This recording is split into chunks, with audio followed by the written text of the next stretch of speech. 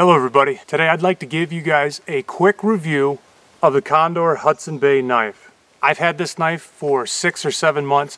I've used the tar out of this thing. I've used it to chop, I've used it to split, I've used it to cut, I've used it to drive nails, using it sideways, using the flat of the blade. It's a good piece of metal, it's nice and thick. I'm not going to tell you about the grind. You can put whatever grind on it you want. I'm not going to tell you about how sharp it came from the factory. You know you're going to sharpen it yourself. I'm not going to tell you can baton wood because it's a flat piece of metal. You could baton wood with a leaf spring. I mean, I want to tell you stuff that you don't know if you don't own one of these. I believe this is 1070 or 1075, I'm not sure. It's not 1095, it's a little less carbon content than that. The handles, hardwood handles, they're really good handle. I've had no problems and I've literally beat the living pudding out of this knife. The spine, everybody likes a sharp spine. You can do so much with it. You know, you scrape with a knife as much as you cut with it a lot of times. The spine doesn't come very sharp. You can always dial that in after the fact. Everybody knows that Condor makes a good sheath. This particular knife, when I bought it, the knife would fall out of the sheath. I had to put 3 additional brass rivets inside of the leather weld to pinch the edge of the sheath enough to keep the knife from falling out. Say you sit down on a log with this swivel knife holster set up, the knife tips up, falls out over the back of the log, you stand up and walk away and you don't have a knife anymore. I ground a lot of material out of here to make more room for my hand. I've got a big hand and this handle is a little on the stubby side when you get it. Also, this area right through here, you can see on this one it has a concave to it. When you buy a new one of these, it actually has a convex area here which wants to kind of push your hand forward. Don't take the handle design as set in stone.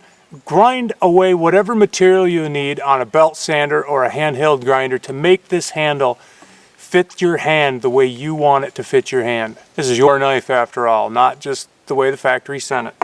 I've cleaned this knife up several times, so it will actually clean up without losing this hammer finish. You can sand it and this finish will stay put.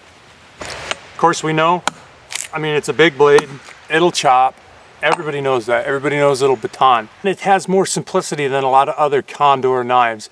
I had a solo bolo, there's too many grinds on it, not enough usable surface. It had a very thin hollow grind, which I was scared to use for fear of breaking a big chunk out of it. You don't have that problem with this knife. I put some nasty dings in the edge of this blade. It actually folded over chopping through some hemlock knots, and I put some very nasty dings in here that I had to grind out and get back down to a nice flat cutting surface. What are the pros and cons of this knife? The pros is very inexpensive. This is like a $40 knife. They'll ship it to your door. Make the handle whatever you want. It's going to be your knife. So dial it in to suit your hand. I didn't care for the profile when I first got it, but that's not a big problem. Just grind away what you don't like until you get it to where you do like it. You're probably never going to break this. I mean, it's good, thick. It's thick stock. The steel is not overly hard. You can ding it up pretty good, but you're probably not going to chip it just because it's not super hard. It's not a super brittle steel. The sheath is a good chunk of leather. You're never going to have issues with the sheath, other than the fact you may need to stuff a couple extra rivets in there to squeeze it down so it'll actually hold the knife. When I bought this, you could drop the knife right out the back, and that's a bad deal. I mean, for a $40 bill, I mean, that's a good cheap knife. I don't understand why anybody buys a $400 knife and then they take it out, you know, camping or hunting or, you know, on just an expedition, and then they don't want to use it because it's an heirloom quality, handmade, you know, specialty this, specialty that. I want to use the living crap out of my tools. I don't want to pass a knife down to my kids because I want to have sharpened it and kept it sharp until there's nothing left of it. I want to have beaten it every time I needed to beat it until there's nothing left to beat out of it. And if there's anything left, they can have it when I pass away. This is not heirloom quality, but it's solid quality. The best thing you could compare this knife to is if you went to a flea market and found an old meat cleaver and decided, well, I'm gonna cut this thing down and make it into an awesome bush knife.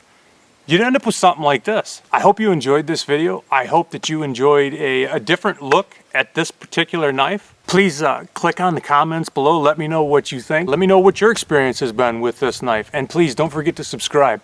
Thank you much. See ya.